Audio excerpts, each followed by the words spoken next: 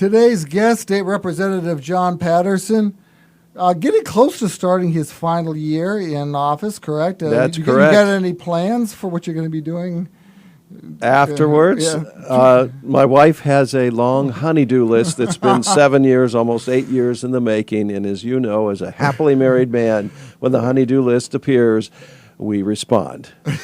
Any comments that you'd like to make on that, Sir Robert? It might be easier just to see if the legislature or you get something on the ballot to rescind the term limits. Yeah. Oh, well, I take that that seriously, the joyful service to my wife. You do have a lot you want to accomplish, though, or That's hope true. to get going. And you were talking a little bit off air about the State Chamber of Commerce having a retreat for senators and House members. Yes. So what kind of stuff was discussed there? Well, every other year, the Commerce and the Chamber of Commerce statewide and other groups put on this this legislative retreat for us at Salt Fork State Park so that we can, in a very casual, informal setting, discuss some of the policy goals that we'd like to accomplish and to be updated on some of the things that might have changed, give us more insight into legislation. Is the Ohio legislature is divided as Washington as far as goals of Republicans and Democrats? No, not nearly so. I mean, there are some folks who have some very firm views about things, but there's not a member of the House or Senate I cannot or won't work with, depending on the issue. I mean, I'm on very good terms with all of them, and I'm blessed in that regard, and most of us are. But it's important that we have this opportunity together at one time over dinner or walking around the lodge or the grounds and such, to have those moments where we can have conversations that don't always take place given our calendar and our schedule in Columbus. So that being said, I had the privilege of having a long conversation with President Obhoff of the Senate. From Ashtabula County. Ashtabula County. Edgewood graduate, right? St. John. St. John, okay. His mom taught at Edgewood. Okay. Great guy. Likewise, some of the majority leaders, the staff members and such, and members of the minority party, but just where are we headed and what's important. And one of the bills that I've been pushing now for 7 years, one of the major reforms, a Herculean effort, is the school funding reform. And we've talked about that before. We have. and it's in a bill form now. It's House Bill 305. And it was pleasing for me to know when the panel of they would be Speaker Householder, Minority Leader Sykes in the House, President Obhoff, and Minority Leader Yuko, when the four of them were on a panel, they're collectively determined to get something done about school funding. They know that the coalition has done its homework. They know that we need to do something for stability, for schools, and for the citizens to be able to have a formula that is so predictable that we can determine when a levy might be appropriate or not, and how programming can be sustained or not, given the state funding stream that is stable and scalable. So to move on that would be something that's over 20 years in the making. I was pleased to hear their support of that. So look for that this fall. There's a lot of discussion that's going to be held in full finance and not just in the subcommittee on primary, secondary education. I think personally, although it's more tedious and definitely more onerous, to have that occur, those discussions occur, and the bills vetting in full finance with 30-some members is a lot more beneficial than 5 of us trying to make our way through it. More people you have, even though slower process, better chance of getting it right. We got to get it right. Well, you're talking about having a steady stream of money. I can remember school systems that would push and cajole and get people to finally pass a levy, and then the state takes money away, and they're not much better off than they were before. That's right. And you have experience in that living in an education household as you did. Right. Yes. That's for sure. Very true. So what else? You were talking also about legislation for funding to help communities, and Connie, it cries out here. to help with the high levels of Lake Erie, protecting utilities, the water plant intake and all coming in here. That's I'm correct. sure it's not just Conneaut that's having No, problems. no. And you're absolutely right. So back in mid-June, I got a call from that quiet, unassuming city manager of Conneaut, Jim Hockaday. I think Yes. you've run into him Yeah. a time or two. And he was spot on.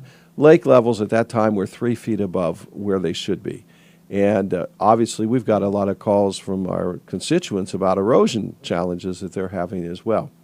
At any rate, Jim was concerned, and Conneaut had to eventually protect the water intake as it sits on the bank, and the water was so high it was going over the protective barriers that were out in the lake to ensure its stability. Well, $300,000 later, they had to address that concern, and he said, John, They couldn't wait. It couldn't wait. They could lose that, and Conneaut Right. would be out without water. So we looked into it, and sure enough, with the new budget, there wasn't any left over in the emergency funding for public works going forward in the next 2 years. And it already been allocated, already been spent, so because we're so far behind the 8 ball. Well, Jim had contacted, and I did as well, city managers, Asheville, Geneva on the lake, and further down the lake, through their reps, Avon Lake in particular, challenges that might arise, not only in this season, but in the winter with ice jams. Avon Lake was especially concerned for their system, too, because ice could really jam it up. Yeah.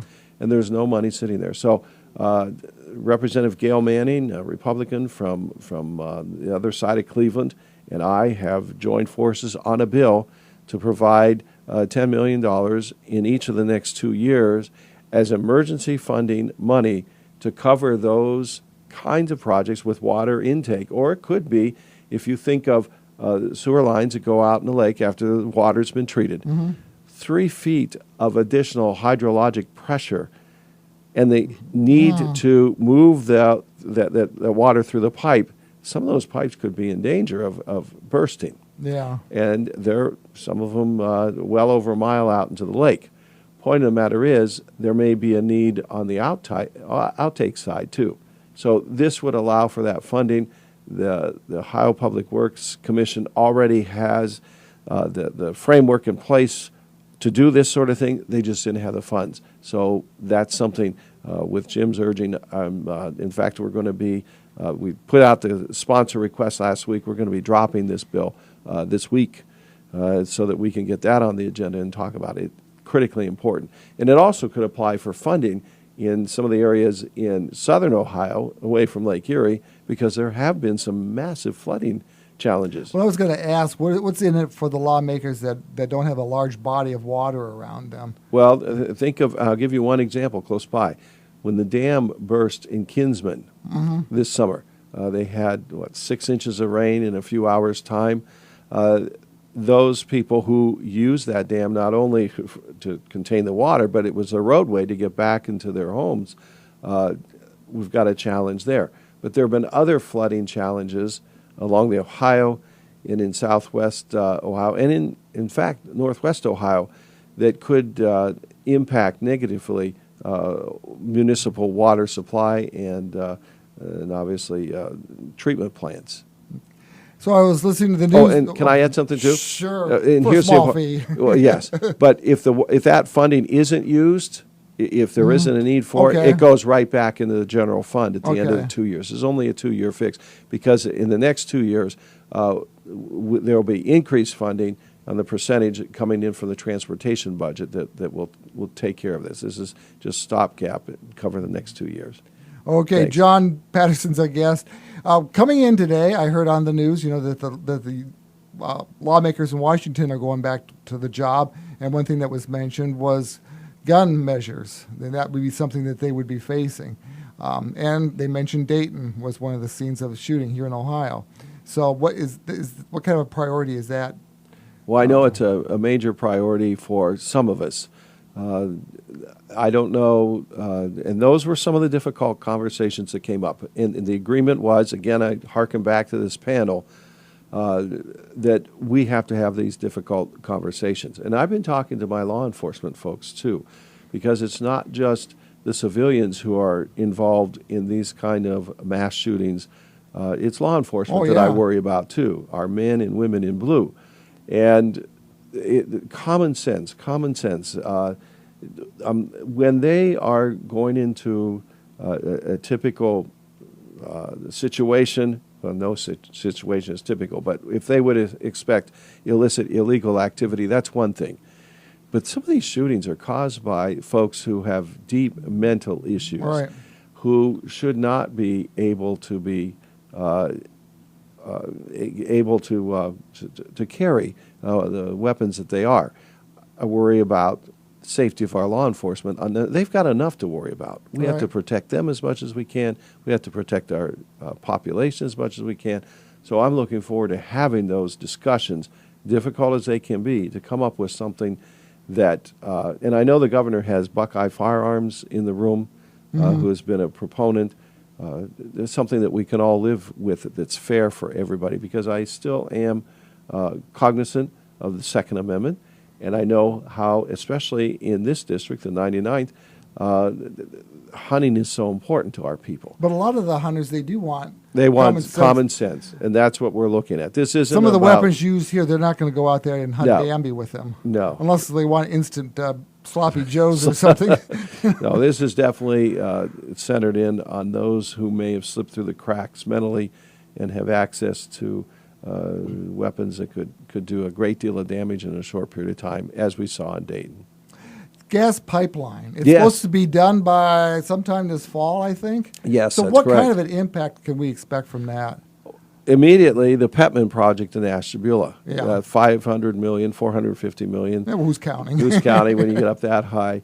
That would not have happened without this gas line coming in. That's just the beginning.